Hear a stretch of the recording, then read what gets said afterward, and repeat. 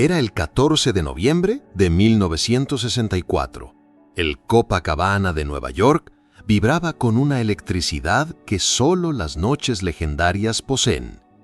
El aire denso olía a perfume francés, mezclado con humo de cigarros cubanos, mientras 18,000 almas esperaban en sus asientos de terciopelo rojo. Los candelabros de cristal proyectaban destellos dorados sobre vestidos de lentejuelas y smokings impecables. Frank Sinatra, con 48 años y en la cúspide de su reinado como La Voz, ajustaba su corbata negra frente al camerino. Sus ojos azules, esos que habían visto el ascenso desde las calles de Hoboken hasta los escenarios más prestigiosos del mundo, reflejaban una mezcla de cansancio y determinación. Era su show número 47 en 2 meses. La rutina era perfecta: entrada, ovación, 20 canciones, despedida, champán en el camerino. 5 minutos, señor Sinatra, anunció su asistente desde la puerta. Frank tomó su último sorbo de Jack Daniels, se acomodó el anillo de zafiro que nunca se quitaba, regalo de Ava Gardner, y caminó hacia el escenario. Los tacones de sus zapatos Oxford resonaban contra el piso de mármol como un metrónomo marcando el compás de su destino. Las luces se atenuaron. El murmullo de 18,000 voces se convirtió en silencio sagrado. Y entonces, como cada noche desde 1943, Frank Sinatra apareció bajo el reflector principal. La ovación fue ensordecedora. Mujeres de mediana edad se abanicaban con sus programas mientras sus esposos aplaudían con respeto reverencial. La orquesta de Nelson Riddle esperaba la señal. Frank sonrió, esa sonrisa torcida que había conquistado Hollywood, y se acercó al micrófono cromado. Pero algo cortó el aire. Entre el rugido de aplausos, un grito desesperado se elevó desde la sección central. «Por favor, señor Sinatra, mi hijo se está muriendo. Solo quería escucharlo cantar». El tiempo se congeló. Los músicos dejaron sus instrumentos suspendidos en el aire. El público volteó hacia el origen de aquella voz quebrada. Frank entrecerró los ojos bajo las luces cegadoras, buscando. Y la vio. Margaret Sullivan, 34 años, vestida con su mejor vestido azul marino, el mismo que usó en su boda hacía 12 años, sostenía en brazos a un niño pequeño envuelto en una manta de lana beige. Su rostro, iluminado por las luces laterales, mostraba surcos de lágrimas que habían corrido sobre el maquillaje que tardó 1 hora en aplicar. El niño, Tommy, de apenas 7 años, tenía la cabeza recostada en el hombro de su madre, los ojos entreabiertos, la respiración laboriosa. Frank levantó la mano. La seguridad comenzó a moverse hacia la mujer. No. Una sola palabra de Sinatra detuvo todo. Se quitó el micrófono del soporte, bajó los 3 escalones del escenario, algo que jamás hacía durante una presentación, y comenzó a caminar por el pasillo central. Sus pasos resonaban en el silencio sepulcral del teatro. 18,000 pares de ojos lo seguían, incrédulos. Se detuvo frente a Margaret. De cerca, pudo ver los labios grietados del niño, el tono pálido de su piel, las ojeras profundas que delataban noches de hospital. Tommy abrió los ojos, verdes como los de su madre, y por primera vez en semanas, sonrió. «¡Oh, la canción!», susurró Frank, su voz amplificada accidentalmente por el micrófono que aún sostenía. «¿Cómo te llamas?» «Tommy», respondió el niño con un hilo de voz que, milagrosamente, todos pudieron escuchar. «Tommy», repitió Frank, y entonces hizo algo que nadie esperaba. Se arrodilló en el pasillo, su smoking de $3,000 tocando el piso alfombrado. «¿Cuál es tu canción favorita?». El niño miró a su madre, quien asintió con lágrimas rodando por sus mejillas. «Mi papá, antes de irse a Corea, cantaba esa de la luna». Frank sintió un nudo en la garganta. Conocía esa historia demasiado bien. ¿Cuántos padres no habían regresado de esa guerra? Se puso de pie lentamente. Extendió su mano hacia Margaret. Vengan conmigo. El murmullo del público se convirtió en un zumbido de asombro cuando Frank Sinatra guió a madre e hijo hacia el escenario. Pero no se detuvo ahí. Continuó hacia los camerinos, dejando a 18,000 personas en suspenso absoluto. En el camerino, con sus paredes cubiertas de fotografías con presidentes y estrellas de cine, Frank sentó a Margaret en el sofá de cuero marrón. Tommy, envuelto en su manta, lo miraba con ojos que parecían contener el universo entero. ¿Sabes, Tommy? Frank se sentó en una silla frente a ellos, quitándose el saco y arremangándose las mangas de su camisa blanca. Cuando yo era niño, en New Jersey, también estuve muy enfermo. Los doctores dijeron que no sobreviviría. Mi mamá, Dolly, se sentaba junto a mi cama cada noche y me cantaba. Tomó un vaso de agua, se aclaró la garganta y entonces, sin orquesta, sin micrófonos, sin reflectores, Frank Sinatra comenzó a cantar suavemente solo para Tommy y su madre. Su voz, esa voz que había vendido millones de discos, llenó el pequeño camerino con una intimidad que ningún escenario podría replicar. Margaret sollozaba en silencio. Tommy, por primera vez en meses, según le contaría después su madre a los periodistas, se incorporó solo, sus ojos brillando con vida renovada. Cuando Frank terminó, el silencio era sagrado. Tommy extendió su pequeña mano y tocó la mejilla de Sinatra. «Gracias, señor Frank». Fue entonces cuando Frank tomó la decisión que definiría esa noche para siempre. «¿Quieres ver algo especial, campeón? ¿Quieres ayudarme con el show?». 10 minutos después, las luces del escenario se encendieron nuevamente. El público, que había permanecido en un silencio tenso, estalló en murmullos cuando vieron a Frank Sinatra regresar cargando en brazos a Tommy. El niño, envuelto en el saco del smoking de Frank que le quedaba enorme, sonreía. Su madre caminaba detrás, las manos entrelazadas frente a ella, las lágrimas fluyendo libremente. Frank se acercó al micrófono central. Tommy, en sus brazos, miraba las 18,000 caras iluminadas por las luces del escenario como si contemplara un cielo estrellado. «Damas y caballeros».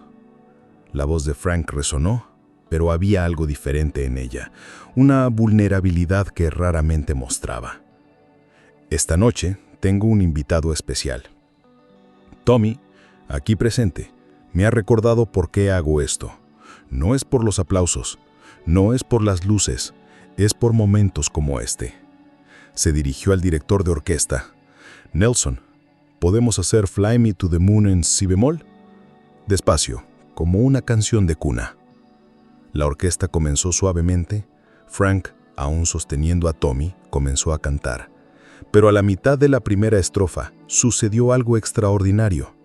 Tommy, con su vocecita débil pero clara, comenzó a cantar también. Conocía cada palabra. El teatro se quebró.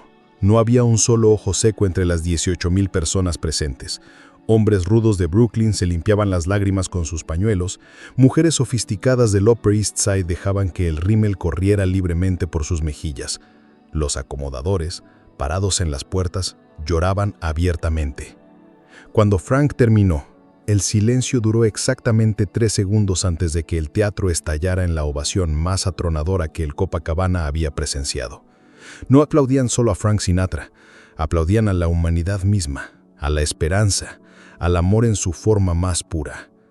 Frank bajó a Tommy cuidadosamente al piso del escenario, tomó su mano pequeña y juntos hicieron una reverencia. Margaret subió al escenario y Frank la abrazó mientras el público seguía de pie, aplaudiendo, llorando, viviendo un momento que trascendía el entretenimiento. El concierto continuó, pero ya nada fue igual.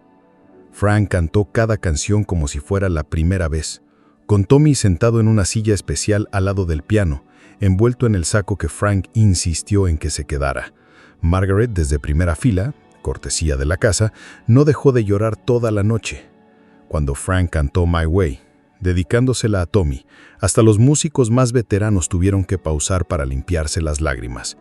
El saxofonista principal, quien había tocado con Frank por 15 años, diría después: «En todos mis años en el negocio, nunca vi a Frank tan humano, tan real. Al terminar el show, Frank no se retiró a su camerino como era costumbre. Se sentó en el borde del escenario, Tommy a su lado, y habló con el público durante 20 minutos sobre la vida, sobre lo que realmente importa, sobre cómo a veces necesitamos que un niño nos recuerde por qué estamos aquí. Este pequeño valiente, dijo, revolviendo el cabello de Tommy, me enseñó esta noche que mi voz no vale nada si no puede sanar aunque sea un corazón. La multitud permaneció hasta que Frank, Tommy y Margaret abandonaron el escenario juntos. Nadie quería que esa noche terminara. Era como si todos supieran que habían presenciado algo irrepetible, un momento donde la fama se inclinó ante la humanidad. 3 días después, el New York Times publicó en primera plana La noche que Sinatra nos recordó por qué la música existe. La historia se propagó por todo el país. Cartas llegaban al Copacabana por miles, personas compartiendo sus propias historias de pérdida y esperanza. Tommy Sullivan recibió tratamiento en el mejor hospital de New York, cortesía de una fundación anónima que curiosamente se estableció el día después del concierto. Los médicos, motivados por la atención mediática y los recursos ilimitados, lograron lo que parecía imposible. Tommy no solo sobrevivió, prosperó. 15 años después, en 1979, un joven Thomas Sullivan se graduó de la Escuela de Medicina de Colombia.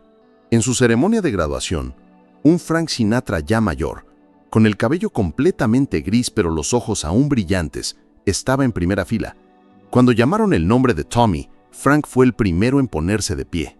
Margaret Sullivan, sentada junto a Frank, tomó su mano y susurró: «Salvaste a mi hijo 2 veces, una con tu voz, otra con tu corazón». Frank, con lágrimas en los ojos, respondió: «No, Margaret, él me salvó a mí. Me recordó que detrás de toda esta fachada solo soy un hombre que canta, y que a veces, solo a veces, una canción puede cambiar una vida». De las 18,000 personas presentes esa noche, muchos guardaron sus boletos como reliquias sagradas. En reuniones familiares, en cenas de Navidad, la historia se contaba una y otra vez, cada vez más mítica, pero siempre enraizada en esa verdad fundamental. Fuimos testigos del momento en que Frank Sinatra eligió ser humano antes que estrella. Un periodista que estuvo presente escribió años después: «He cubierto guerras, inauguraciones presidenciales, momentos históricos, pero nada se compara a esa noche en el Copacabana. Fue como si 18,000 extraños se convirtieran en familia, unidos por las lágrimas y la comprensión de que habíamos tocado algo eterno». El vigilante del teatro, un veterano de guerra, llamado José Martínez, quien había perdido a su propio hijo en Vietnam, dijo: «Esa noche, el señor Sinatra no solo cantó, nos sanó a todos. Cada persona en ese teatro cargaba algún dolor, alguna pérdida, y por 2 horas no estuvimos solos». La grabación de esa presentación nunca se comercializó. Frank insistió en que algunos momentos son demasiado sagrados para ser vendidos. Pero en los archivos personales de Sinatra, encontrados después de su muerte en 1998, había una nota escrita esa misma noche: 14 de noviembre, 1964. Esta noche un niño me enseñó por qué Dios me dio esta voz. No fue para la fama, fue para momentos como este. Tommy Sullivan, nunca olvidar. ¿Cuántas veces pasamos junto a alguien que necesita apenas un momento de nuestra atención, una canción de nuestro corazón, un gesto que les recuerde que no están solos? Frank Sinatra, esa noche de noviembre, con 18,000 personas esperando un espectáculo, eligió dar algo más valioso: su humanidad. En un mundo que valoraba su voz en millones, él entendió que su verdadero valor estaba en un camerino silencioso, cantando para un niño enfermo y su madre desesperada. La pregunta no es si tenemos el talento de Sinatra. La pregunta es, ¿tenemos su coraje para detenernos, para bajar de nuestro escenario personal, para arrodillarnos ante el dolor ajeno y ofrecer lo único que realmente poseemos, nuestra presencia genuina? Porque al final, todos somos Frank Sinatra en algún escenario de la vida, y todos somos Tommy, esperando que alguien nos vea, nos escuche, nos cante una canción que nos recuerde que aún hay magia en este mundo. La próxima vez que veas a alguien pidiendo ayuda, recuerda, tienes 18,000 oportunidades de crear tu propio momento Copacabana. No necesitas una voz perfecta, Solo necesitas un corazón dispuesto a detenerse. Y quizás, solo quizás, tu gesto haga llorar a un mundo que había olvidado cómo hacerlo. ¿Y tú?